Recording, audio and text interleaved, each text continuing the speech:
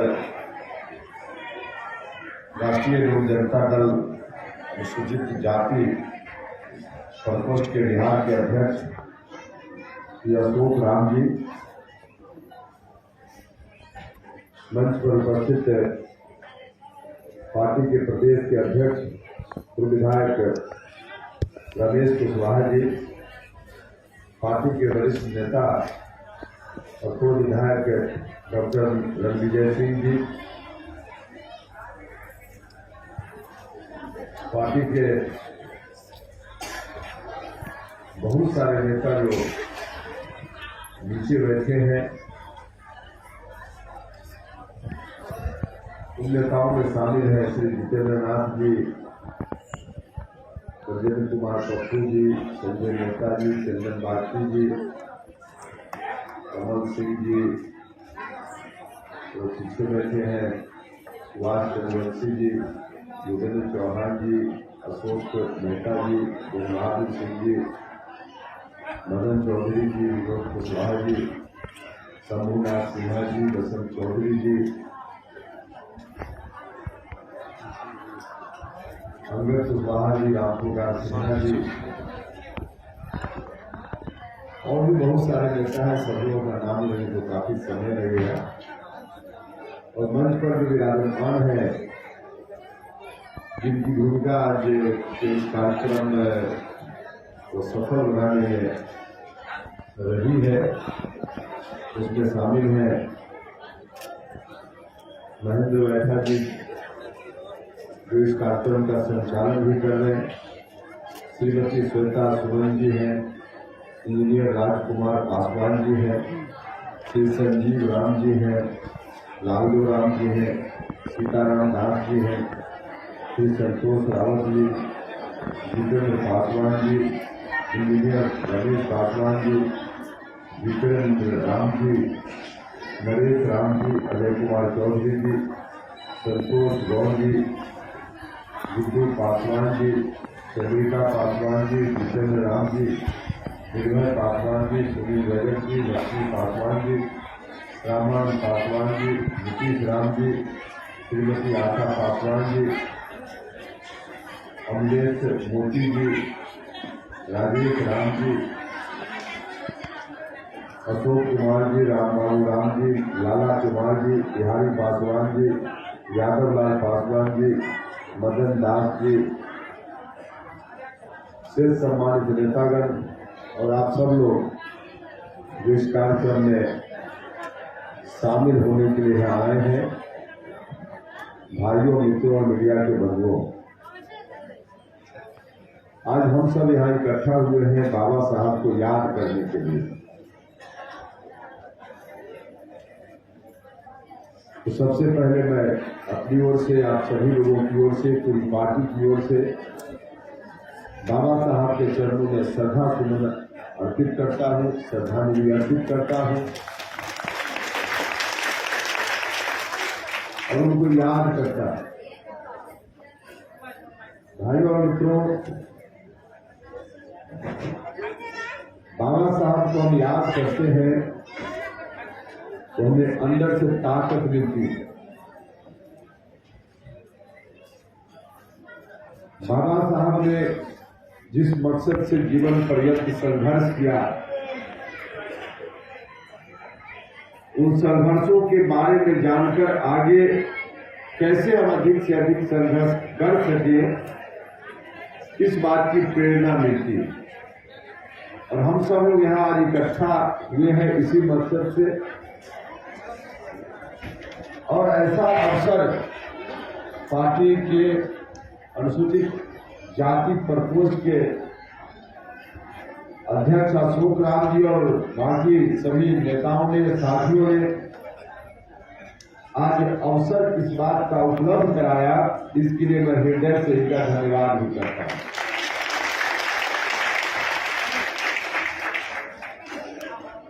पूर्व के वक्ताओं ने अपनी बात की है, मैं भी उस संदर्भ में थोड़ी चर्चा करूंगा, लेकिन उसके पहले एक और जवाबदेही मेरे ऊपर मंच के साथियों ने थमा दी है। बहुत सारे लोग अलग अलग जिला से आए हैं, जिसमें से कुछ लोग प्रमुख हैं। आज राष्ट्रीय लोक जनता दल में शामिल होने की घोषणा है उनकी। वैसे कुछ लोगों का नाम मैं आपके समझ पढ़ देता हूँ। ऐसे औपचारिक रूप से तो सब लोगों को बुला करके यहाँ तो होता है माला पहनाना, उस रूप में होना चाहिए था, लेकिन वक्त का अभाव है तो मैं नाम पढ़ देता हूँ। यहाँ जो शामिल होना चाहते हैं उसमें औरंगाबाद के कई साथी गांव से आए हैं। नीरज कुमार राम जी, भरत कुमार राम जी, विकास कुमार पासवान जी, संजय कुमार रविदास जी, मोहम्मद रियाज हसन जी, विनोद पाल जी, फिर बीरागंज बरैनी गांव गया से आए हैं गीता कुमारी जी, अनिता कुमारी जी, बलवंती देवी जी, उषा देवी जी, शारदा देवी जी, राधा देवी जी, संगीता देवी जी, सुनीता देवी जी, गंगिया देवी जी, प्रतिमा देवी जी, कमली देवी जी, महेश्वरी देवी जी, कांति देवी जी, लीला देवी जी, रंजू देवी जी, रजिया देवी जी, लैलू देवी जी, संजू देवी जी, सुदर्शन दास जी, सुलेखा कुमारी जी, रंजीत दास जी, अंकेश कुमार जी, शिवचरण दास जी, राजेंद्र दास जी, लालचंद दास जी, बीरालाल दास जी, नंदलाल दास जी, संजय दास जी, राकेश कुमार जी,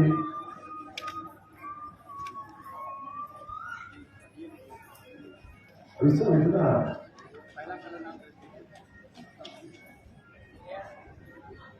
चलिए यूं भी गया से है अलग अलग जगह से। रणधीर प्रसाद यादव जी, संजय कुमार यादव जी, वीरेश्वर यादव जी, बच्चू रविदास जी, नीतीश कुमार जी, कमल गिंज जी, सरजू यादव जी, उपेंद्र यादव जी, अनिल यादव जी, अखिलेश यादव जी, शंभू यादव जी, राजकुमार यादव जी, मनोज यादव जी, रंजीत यादव जी, कमलेश यादव जी। चलिए कुछ लोगों का नाम छूट गया हो तो बाद में आप लोग कर लीजिएगा।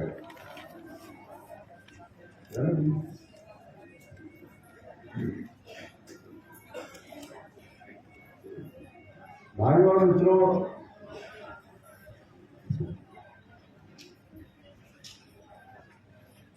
बाबा साहब ने कैसे समाज में समानता आए, जो शोषित पीड़ित दबे कुचले लोग हैं वे सभी समाज की मुख्य धारा में कैसे जुड़ पाए, इसके लिए कुछ मंत्र दिया था।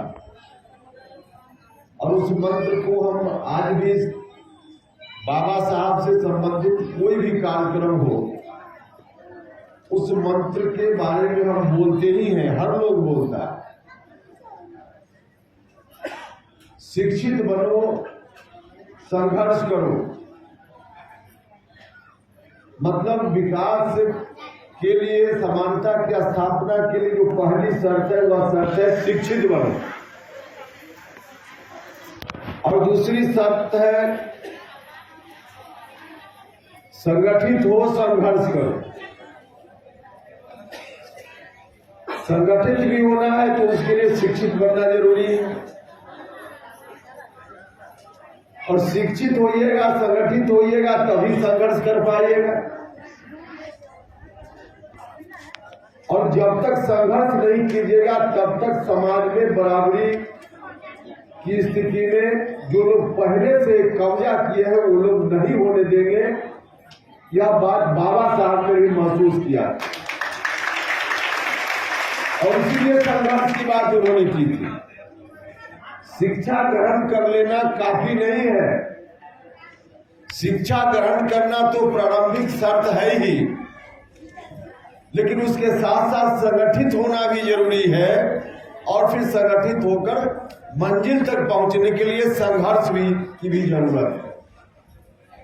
तो इतना काम यदि मन से करें हम सब लोग मिलकर तो निश्चित रूप से मंजिल तक चीजें पहुंच जाएंगी। बाबा साहब जितना दिन तक हमारे बीच रहे, उस समय की जो परिस्थिति उनके सामने थी उन परिस्थितियों में उन्होंने बहुत कुछ किया समाज के लिए, इतना संघर्ष किया। शिक्षित तो थे ही उस समय, इक्का दुक्का लोग उस स्तर तक शिक्षित होते थे। तो उस विपरीत परिस्थिति में साथी चर्चा कर रहे थे, बहुत सारे लोग, आप लोग जानते हैं कि पढ़ाई लिखाई के काम में भी कितनी कठिनाई उनको होती थी। वह दौर था जब छुआछूत का दौर था, जब एक क्लर्क के रूप में काम करते थे तो फाइल उनके सामने दूर से फेंक कर दिया जाता था।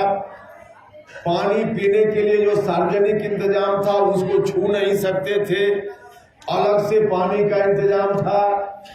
तो इस तरह की स्थिति थी और उस स्थिति में विदेश जाकर भी उन्होंने शिक्षा ग्रहण की और फिर अपने लोगों को कैसे संगठित किया जाए इसके लिए निरंतर प्रयास किया और संघर्ष तो आजीवन किया। बचपन से लेकर जिंदा रहे तब तक संघर्ष ही संघर्ष किया। तो उस समय की परिस्थिति में उन्होंने बहुत कुछ किया। कई बार इस काम के लिए गांधी जी से उनका विवाद हो जाता था। समाज के लोग तो निश्चित रूप से अधिकांश लोग उस समय जो स्थिति थी उनको यह बात पसंद नहीं थी।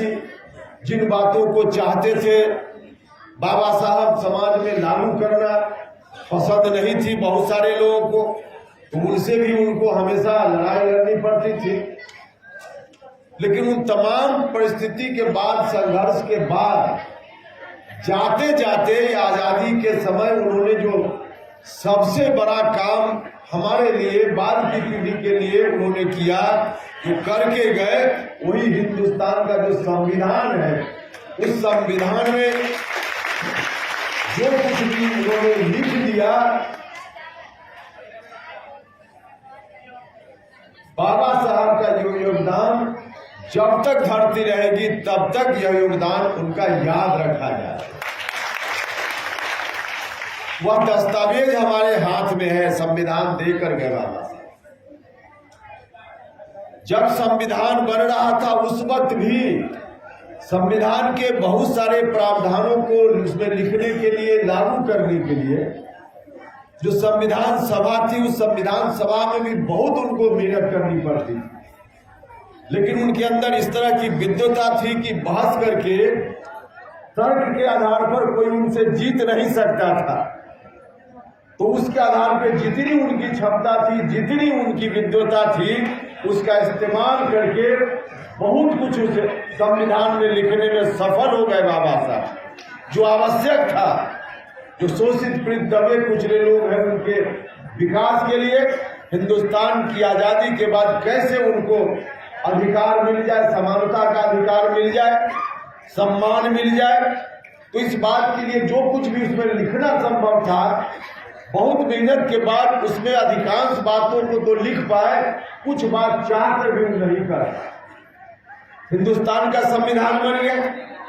संविधान बनने के बाद देश को आजादी मिली 1947 में, संविधान बना उसके बाद, और फिर 1952 में जाकर पहला चुनाव हुआ इस देश में।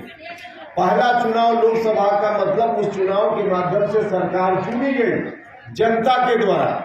उसके पहले जनता के द्वारा सरकार नहीं चुनी गई थी। जब संविधान सभा जो चल रही थी, वही संविधान सभा संसद के रूप में काम कर रही थी। उस संविधान सभा में उन्होंने बहुत प्रयास किया और प्रयास के बाद बहुत सारी बातों को उसमें उन्होंने लिख दी, लेकिन बहुत सारी बातें जो चाहते थे नहीं कर पाए। लेकिन इतना जरूर उन्होंने कर दिया कि संविधान में आवश्यकता पड़ने पर कैसे संशोधन किया जा सकता है, कैसे और बात उसमें जोड़ी जा सकती है, या फिर कोई बात जो बाद में चलकर लगे कि अनावश्यक है उसको कैसे हटाया जा सकता है। मतलब संविधान को संशोधित करने का प्रावधान भी उसमें दिया गया। और उसके बाद से जब से संविधान बना है तब से सैकड़ों बार उसमें संशोधन, अमेंडमेंट हो चुका। तो इस तरह से संविधान दिया। उस वक्त जो संविधान दिया, जब 1952 में पहला चुनाव हुआ, उसके पहले संसद के रूप में वही संविधान सभा के लोग काम करते थे।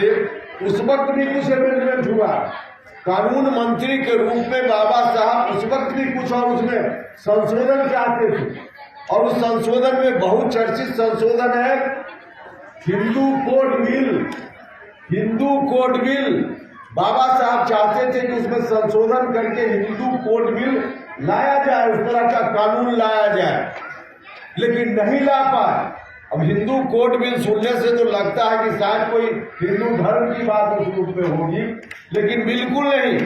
हिंदू धर्म के अंतर्गत जो महिलाएं थी, मतलब हिंदू समाज की जो महिलाएं थी, उन महिलाओं को कैसे बराबरी का हक परिवार में मिल जाए, इस बात के लिए पूरा का पूरा वह बिल था जो चाहते थे, हिंदू कोड बिल। क्योंकि इस्लाम धर्म मानने वाली जो महिलाएं थी, उनके यहाँ शादी विवाह का कानून अलग था, आज भी अलग है, उनका अपना रीति रिवाज है, उसके हिसाब से शादी विवाह, तलाक का नियम, तलाक के बाद या पति से किसी कारण से अलग हो जाने के बाद खर्च कहाँ से आवे, पति दे कि नहीं दे, परिवार के जो पुरुष हैं उनके बराबर उनको संपत्ति में अधिकार मिले कि ना मिले, तो उनके लिए तो अलग से कानून है।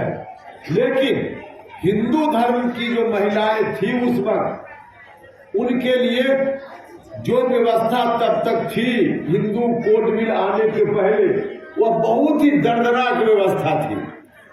और जो दर्दनाक व्यवस्था थी, कई लोग अंबेडकर की व्याख्या करने में भूल करते हैं या समझने में भूल हुई है, जिसके चलते अंबेडकर साहब को मान लिया जाता है कि सिर्फ दलित उद्धार की बात करते थे, सिर्फ अनुसूचित जाति की बात करते थे, सिर्फ अनुसूचित जाति की बात नहीं करते थे। अंबेडकर साहब समाज का तमाम वह तबका जो शोषित था, तमाम शोषितों के हित की बात करते थे, और वह भी इसलिए कि शोषण का अंत हो, ऐसा समाज बने जिसमें किसी का शोषण न हो, ऐसा समाज चाहते थे। और उस वक्त स्वाभाविक रूप से समाज का सबसे ज्यादा जो शोषित वर्ग था, उसी को बाद में शेड्यूल्ड कास्ट, शेड्यूल्ड ट्राइब के रूप में चूंकि चिन्हित किया गया, तो सबसे ज्यादा जो शोषित था, स्वाभाविक रूप से उनके लिए संघर्ष किया ज्यादा था। लेकिन समाज में और लोग जो शोषित थे, उनके लिए भी उनका संघर्ष कहीं से कम नहीं था, बल्कि बाकी लोगों से कई गुना ज्यादा था। और उसी क्रम में हिंदू कोड बिल लाना चाहते थे बाबा साहब। जब तक नहीं आया था, तब तक जो हिंदू धर्म की महिलाएं थी, या महिलाओं की संख्या ज्यादा है, उसमें जो चाहते थे बाबा, किस तरह से महिलाओं को अपमानित होना पड़ता था अपने परिवार में, सिर्फ अनुसूचित जाति की महिलाएं नहीं अपमानित होती थी, उसमें हिंदू धर्म में आने वाली चाहे दलित परिवार की महिला हो, चाहे ब्राह्मण परिवार की महिला हो, चाहे किसी परिवार की महिला, किसी जात की महिला हो, सबके साथ परिवार में एक तरह से कहिए कि एक स्टेज आता था, जिस स्टेज में बिल्कुल नारकीय जीवन महिलाओं को जीना पड़ता था, सभी जात। इसलिए कुछ लोग कहते हैं कि सिर्फ दलितों की बात, अनुसूचित जाति की बात नहीं, ब्राह्मण परिवार की भी महिला, कोई ऊंची जात की भी महिला उतनी ही अपमानित होती थी जितना अपमान का शिकार दलित परिवार की महिलाओं को होना पड़ता था। और कई बार तो जो ऊंची जात की महिलाएं थी, उनको ज्यादा शिकार होना पड़ता था। जो दलित परिवार की महिलाएं थी, उनको तो कभी कभी स्वतंत्रता मिल भी जाती थी, लेकिन जो ऊंची जाति की महिलाएं थी, उनको तो घर में घूट कर मरने के अलावा कोई उपाय नहीं होता। तो समाज में हिंदू जाति की कोई भी महिला, और ऐसा इसलिए था कि उस वक्त पुरुष के लिए तो छूट थी कि एक नहीं अनेक, 4-5 जितनी शादी करनी हो पुरुष तो कर लेता था, लेकिन महिला एक ही शादी कर सकती थी। कोई तलाक का प्रोविजन उस समय नहीं था, और एक बार अगर शादी कर ली, उसके बाद वह विधवा हो जाए या पति से किसी तरह से विवाद हो जाए, तो भी वह दूसरी शादी नहीं कर सकती। कितना बड़ा अन्याय था। पुरुष के लिए 2 शादी, 3 शादी, 4 शादी सब मंजूर, कोई प्रतिबंध नहीं। अब महिला अगर बाल विवाह उस समय होता ही था, 15 साल, 18 साल, 12 साल की लड़की शादी होती थी, विधवा हो जाती थी, लेकिन बाद में जीवन भर उसको उसी घर में रहना था, कोई दूसरी शादी का प्रावधान नहीं था, कोई दूसरी शादी का प्रावधान नहीं था। और अगर पति से विवाद हो जाए, 4 पत्नी एक घर में हो, स्वाभाविक रूप से पत्नी बाकी पत्नी बाद में जो शादी करके बुलाते हैं वह थोड़ी ठीक ठाक स्थिति में होती है। पहले की पत्नी तो आज भी अगर किसी की शादी एक से ज्यादा हो तो 2-3 पत्नी किसी घर में किस रूप में रहती होगी उसी को महसूस करती होगी। पुरुष तो इस दर्द को कभी महसूस कर ही नहीं सकता, महिलाएं महसूस करती हैं। और उस स्थिति में अगर वह महिला चाहे कि हम तलाक ले ले, तो हिंदू धर्म में तलाक लेने का भी कोई नियम कायदा नहीं था। मर मर कर रहना हो वही रहिए, आप घर छोड़ कर जाइएगा तो आज की तरह पुरुष आपको खाना खर्चा देगा, यह भी कोई नियम, जब तलाक का नियम ही नहीं था तो कहां से कोई प्रोविजन होता, नहीं था। इन तमाम समस्याओं को दूर करने की ओर बाबा साहब का ध्यान गया और उनको लगा कि समाज में जो शोषित लोग हैं, शोषित लोगों को हम समाज की मुख्य धारा में जोड़ने की बात करते हैं। जब तक महिलाओं को इन चीजों से, ऐसी प्रताड़ना से हम छुटकारा नहीं दिलाएंगे तब तक शोषण का अंत नहीं हो पाएगा। इसलिए उन्होंने हिंदू कोड बिल बनाया कानून मंत्री के रूप में, और उन्होंने कोशिश की कि संशोधन हो जाए संविधान में। महिलाओं को अगर विधवा हो जाती है, अगर उनके मन में हो कि दूसरी शादी करे तो दूसरी शादी करने की छूट उनको मिल जाए, इस बात का प्रोविजन करना चाहते थे कि एक से ज्यादा शादी है या किसी कारण से पति से विवाद हो गया तो हम अगर तलाक लेना चाहें तो तलाक ले सकते हो, तो इस बात का प्रोविजन करना चाहते थे। अगर कोई महिला तलाक के बाद या किसी कारण से पुरुष पति से अलग होना चाहती है तो जाएगी कहाँ, वो कहीं रहेगी, तो उसके लिए खाना खर्चा का उसके लिए भी पति दे, उसको खर्च दे, तो इस बात का प्रोविजन करना चाहते थे। और इन तमाम तरह की व्यवस्था के लिए हिंदू कोड बिल लाना चाहते थे। हिंदू कोड बिल जो लाए, बहुत प्रयास उन्होंने किया लेकिन सफल नहीं हुए। हिंदू कोड बिल कानून का रूप उस रूप में संशोधन संविधान में उस वक्त नहीं हो पाया, और जब नहीं हो पाया तमाम तरह के उनके प्रयासों के बाद तब उन्होंने इसी विषय पर अपना इस्तीफा कर दिया भारत सरकार में कानून मंत्री के पद से, और छोड़ दिए। उन्होंने इस्तीफा करते हुए इसी विषय पर इस्तीफा कर दिया और वहां से अलग हो गए।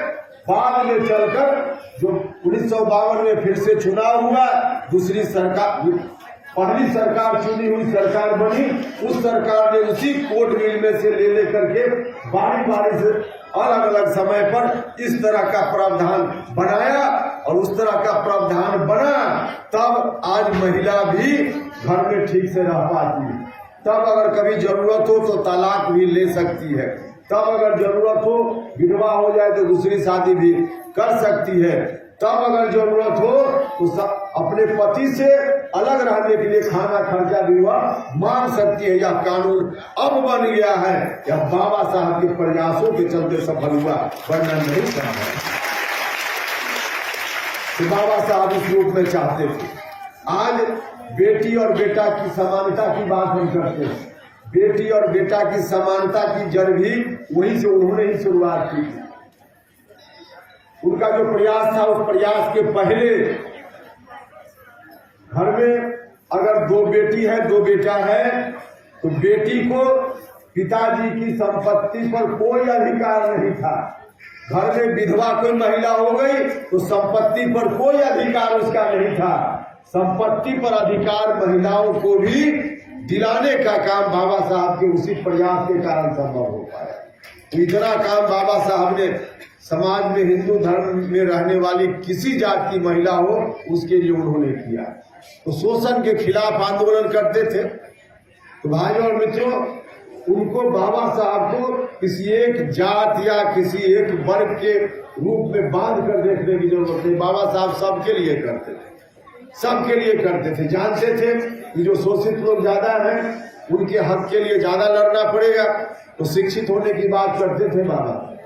आज भी जरूरत इस बात की, शिक्षित होने की बात करते थे। कई अभी उस तरह की स्थिति है जिसके लिए बहुत कुछ करने की जरूरत है। बाबा साहब जितना कर गए उससे भी ज्यादा अब करने की जरूरत है, और ज्यादा करने की जरूरत है तो हम आपसे आग्रह करना चाहते हैं कि जरा मजबूती से संगठन को मजबूत कीजिए, संगठित रहिएगा, लोगों को संगठित कीजिएगा, तो इस संगठन के बल पर निश्चित रूप से हम लोग भी पूरा प्रयास करके, चाहे सरकार जिसकी भी हो, आगे आने वाले दिनों में हम लोग के हाथ में भी ताकत आएगी, तो हर तरह से समाज के सभी दबे कुचले शोषित पीड़ित लोगों को बाबा साहब जिस रूप में अधिकार देना चाहते थे उस रूप में अधिकार दिलाने में हमारी पार्टी भी कामयाब है। भाइयों और मित्रों, आज का जो दिन है, आप जहां जाइएगा, अभी जिस टोला में, पटना में चले जाइए, हर टोला में बाबा साहब की तस्वीर लगाकर लोग फूल चढ़ा रहे हैं। हर टोला में लोग लगा रहे, सरकारी टोला में भी हम देखे। अभी हम आ रहे थे उधर से ही, तो सरकारी टोला में भी, वहां भी बड़ा बड़ा होर्डिंग लगा हुआ है, बड़ा बड़ा होर्डिंग लगा हुआ है। तो थोड़ा दिमाग को साफ करके रखिएगा। होर्डिंग लगाकर फूल चढ़ाने से कोई बाबा साहब का अनुयायी नहीं हो जाता, फूल चढ़ाने से बाबा साहब का अनुयायी नहीं हो जाता। हम लोग तो चिल्लाते चिल्लाते यहाँ तक आ गए, शिक्षा में सुधार करो, शिक्षा में सुधार करो। अब कहते हैं ना, बाबा साहब कहते थे कि शिक्षित बनो। कैसे शिक्षित बनो? अरे शिक्षित गरीब घर का आदमी कहाँ शिक्षित बनेगा? जो सरकारी स्कूल की स्थिति है, क्या स्थिति?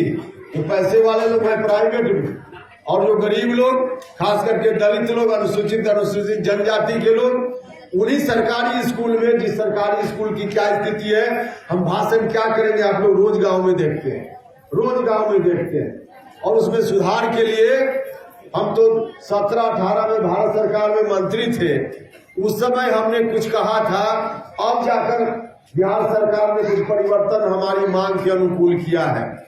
2006 में नीतीश कुमार जब 5 में मुख्यमंत्री बने, तो 1 साल के बाद ही सरकारी स्कूल में शिक्षकों की बहाली का जो नियम उन्होंने बना दिया, सरकार बनने के बाद कहा कि डिग्री लाओ और नौकरी पाओ, डिग्री लाओ और मास्टर बन जाओ। तो डिग्री लाओ और मास्टर बन जाओ की नीति नीतीश जी आपने अगर बना दी 2006 में, तो अभी आकर उस नीति में परिवर्तन क्यों कर रहे हैं? परिवर्तन इसलिए कर रहे हैं कि अब आपको भी लग गया कि इतना दिन तक जो हम चलाए, 17-18 साल तक हमारी पॉलिसी गलत थी, हमारा डिसीजन गलत था, खुद ही उन्होंने मान लिया है, तभी तो परिवर्तन किया है। तो 18 साल में आपको लगा, 18 साल में आपको लगा कि उस विधि से मास्टर साहब की जो बहाली हो रही है वह ठीक नहीं है। वो 18 साल आपको समझने में लग गया। अरे हम तो 17-18 में कह रहे थे, हम जो 25 सूत्री डिमांड रख रहे थे शिक्षा में सुधार के लिए, उसमें पहला डिमांड यही था कि जो टीचर लोग बहाल हो रहे हैं उनकी बहाली की प्रक्रिया बदलिए। बिहार पब्लिक सर्विस कमीशन या इसी तरह का कोई और कमीशन बनाकर शिक्षकों को बहाल कीजिए। जिस तरह से शिक्षकों को आप बहाल कर रहे हैं उससे शिक्षा व्यवस्था और बर्बाद हो रही है। हमने पहली मांग में रखा था, तो इतना दिन में नीतीश जी को समझ में नहीं आया। अब जाकर अभी 5 दिन पहले उसी मांग को नीतीश कुमार जी ने मानने का काम किया। तो इतना दिन में जो गरीब घर के बच्चा का जीवन बर्बाद हो गया, ये कैसे समझेगा? कभी समझेगा क्या? इतना दिन में जो बच्चों का बर्बाद हो गया पढ़ाई नहीं होने के कारण, अब दुनिया की कोई ताकत उसके जीवन को फिर से संभाल लेगा? नहीं हो पाएगा। तो बर्बाद शिक्षा व्यवस्था चौपट, किसका सबसे ज्यादा नुकसान? सबसे ज्यादा नुकसान जो अनुसूचित जाति, अनुसूचित जनजाति, गरीब लोगों का नुकसान। और उस नुकसान के लिए कौन जिम्मेवार? जिनको 18 साल के बाद समझ में आया कि यह निर्णय गलत था। तो 18 साल जब नीतीश जी आपकी विदाई होने वाली है, तब आपको यह बात समझ में आई कि बच्चों का भविष्य बर्बाद है। कौन जिम्मेवार है इसके लिए? अब यह प्रधानमंत्री बनने की बात हो रही है, प्रधानमंत्री बनने की बात हो रही है। बिहार के बच्चों का भविष्य बर्बाद करके हिंदुस्तान का प्रधानमंत्री बनने की बात। अब देखिए, वह भी कोई मामला नहीं है, प्रधानमंत्री नहीं बनना है। चुनाव आ रहा है तो कुछ लोग गलतफहमी के शिकार हो जाए कि प्रधानमंत्री बनेंगे, तो उसी गलतफहमी में वोटवा दे दे, बस मकसद इतना है। अब मीडिया के बंद भी गजब करते हैं मीडिया के बंद। अब दिल्ली में जाकर नीतीश कुमार जी किससे मिले? अरे दिल्ली में जाकर उसी से मिले जिससे बिहार में मिलते हैं, राष्ट्रीय जनता दल, कांग्रेस पार्टी, तीनों मिलकर बाकी और जगह गए, वहां से कुछ नहीं गए। और बाकी दूसरी पार्टी के यहाँ कोई रिस्पॉन्स आया क्या? उसका कोई रिस्पॉन्स नहीं, सिर्फ कांग्रेस पार्टी और आरजेडी। तो कांग्रेस पार्टी आरजेडी तो बिहार में साथ है ही है। तो इसी अब बिहार में जो मीटिंग करते थे नीतीश जी पहले जिस गठबंधन में होते थे, तो उस पार्टी के बड़े बड़े नेता नीतीश जी से मिलने एक अन्य मार्ग में आते थे और तब गठबंधन की मीटिंग होती थी। और नीतीश जी आपको कांग्रेस पार्टी से मिलने के लिए अब दिल्ली में जाना पड़ता है और वहां बिहार महागठबंधन की मीटिंग करते हैं और कहते हैं देश में विपक्षी एकता। ये कौन एकता है भाई? ये कौन एकता है? ये तो जो पटना में मीटिंग करते थे वही मीटिंग आप दिल्ली में कर रहे हैं। पटना में आपके यहाँ लोग आकर के मिलते थे, दूसरी पार्टी, गठबंधन की दूसरी पार्टी के नेता लोग, अब आपको जाना पड़ रहा है दिल्ली और उसी को ऐसा परोसते हैं कि बड़ा भारी विपक्षी एकता। कोई विपक्षी एकता में आपके साथ आने वाला नहीं है। जो आपके साथ है कांग्रेस, तो यहाँ आई साथ में, बिहार में, देश भर में कांग्रेस को साथ कर ले, तो बिहार में कांग्रेस है ही है। राष्ट्रीय जनता दल तो अब राष्ट्रीय जनता दल के नेतृत्व में तो नीतीश जी अब चल ही रहे। तो इसी तरह की एक छोटी मीटिंग जाके वहां कर लिए, मीडिया के सामने दो बात कह दी, उसी को अब आए हैं जो फूल माला पूरा जेडीयू का कार्यकर्ता इस रूप में। तो भाई और मित्रों, किस रूप में शिक्षा को बर्बाद कर दिया, किस रूप में स्वास्थ्य सेवा। देखिए, शिक्षा और स्वास्थ्य गरीब लोगों के लिए सबसे बड़ा विषय है। अस्पताल और स्कूल, अस्पताल ठीक हो, स्कूल ठीक हो, तो बाकी चीज बाद में भी देख लिया है। अस्पताल की क्या स्थिति है? गरीब घर का आदमी कोई बीमार पड़ता है, मरने के अलावा कोई उपाय नहीं, कोई उपाय नहीं। इलाज है कहीं सरकारी अस्पताल में? कहीं इलाज नहीं। और इतने दिन 18 साल में आप जिला अस्पताल को सुधारने की बात तो छोड़ दीजिए, जिला अस्पताल में सुधारना हो तो 38 जिला में 38 अस्पताल सुधारना पड़ेगा। पटना का एक पीएमसीएच जो राज्य भर के गरीब लोग बीमार पड़ते हैं तो उस अस्पताल में जाते हैं, तो एक पीएमसीएच तो 18 साल में एक अस्पताल राजधानी का तो सुधार ही नहीं पाया। बिहार में क्या अस्पताल सुधरे? क्या अस्पताल सुधरे? तो अस्पताल की वही दुर्दशा, गरीब लोगों का इलाज कहाँ होगा? गरीब लोगों का इलाज तो उसी सरकारी अस्पताल, गरीब घर का बच्चा तो उसी सरकारी स्कूल में। तो अस्पताल को चौपट करके, स्कूल विद्यालय को चौपट करके, और फिर कोई कहे कि विकास, सड़क बनाने से विकास का मतलब बहुत नहीं। सड़क बनाना भी एक काम है, लेकिन जब तक शिक्षा में सुधार नहीं, जब तक स्वास्थ्य में सुधार नहीं, तब तक गरीबों का भला तो नहीं होगा। तो इन पिछले दिनों में क्या किया आप सब लोगों के सामने। तो भाइयों और मित्रों, जरा आंख खोल करके देखने की जरूरत, बहुत काम अभी करना है, बहुत काम करना है। ऐसे मंचों से प्रायः हम न्यायपालिका में भी जजों की बहाली की बात करते हैं। समय ज्यादा हो गया है, लेकिन आज बात नहीं करेंगे। हमारी पार्टी का शिविर भी होना है राजगीर में 3 दिनों का, पार्टी के साथी लोग उसमें आएंगे बिहार में। तो वहां बैठ करके किन किन विषयों पर, क्योंकि पार्टी हमारी अभिष्वत बनी है, तो किन किन विषयों पर हमारा अभियान चलेगा, उन तमाम विषयों पर वहां चर्चा करेंगे। और चर्चा करके फिर आपके बीच गांव में भी आएंगे। अलग अलग हमारी पार्टी के जो साथी है सब लोग जाएंगे, हम भी आएंगे कहीं कहीं, तो आएंगे, फिर आपसे बात होगी। बिहार भर से आप सब लोग इतनी अच्छी संख्या में आए। मैं कहना चाहता हूँ अशोक राम जी से, अशोक राम जी आपका कुनबा या विद्यापति भवन के बराबर नहीं है, आपका कुनबा बड़ा है। अब देखिए बाहर भी कुछ लोग खड़े हैं, अब इस धूप के बाहर कुछ लोगों को खड़ा होना पड़ा, अंदर जगह नहीं है तो कुनबा अब इसमें समाने लायक कुनबा नहीं है, कुनबा बड़ा है। तो आगे कोई कार्यक्रम कीजिए तो जरा लोगों की सुविधा का ख्याल रखिए।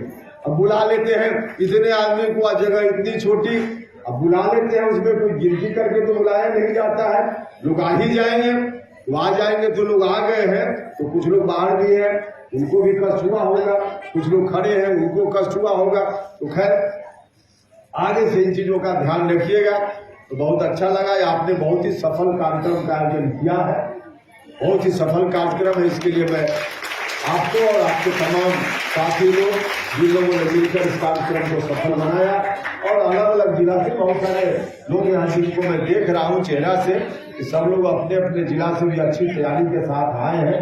मैं समझ रहा हूँ कि कहाँ कहाँ से लोग आए हैं, तो सब लोगों का मैं हृदय से धन्यवाद करता हूँ। और आप सब लोग जो बिहार भर से आए, आप सभी के प्रति भी आभार प्रकट करता हूँ। और फिर से एक बार बाबा साहब के चरणों में श्रद्धा सुमन फिर से एक बार अर्पित करते हुए इस आग्रह के साथ अपनी बात समाप्त करता हूँ। जो मुद्दा है उन मुद्दों पर कौन ईमानदारी के साथ लड़ने का काम कर रहा है, इसको जरूर ध्यान में रखते हुए गांव में जाकर लोगों को जोड़ने का काम कीजिएगा। कुछ लोग तस्वीर रखकर सिर्फ फूल चढ़ा दे, उससे बात नहीं बनेगी। चित्र नहीं, चरित्र की बात करनी पड़ेगी, तब जाकर बात बनेगी। यही आपकी आज्ञा है कि आप सब लोग उसी रूप में आइए, जुड़िए और आगे चलिए। हम सब लोग आपके साथ हैं। बहुत बहुत धन्यवाद।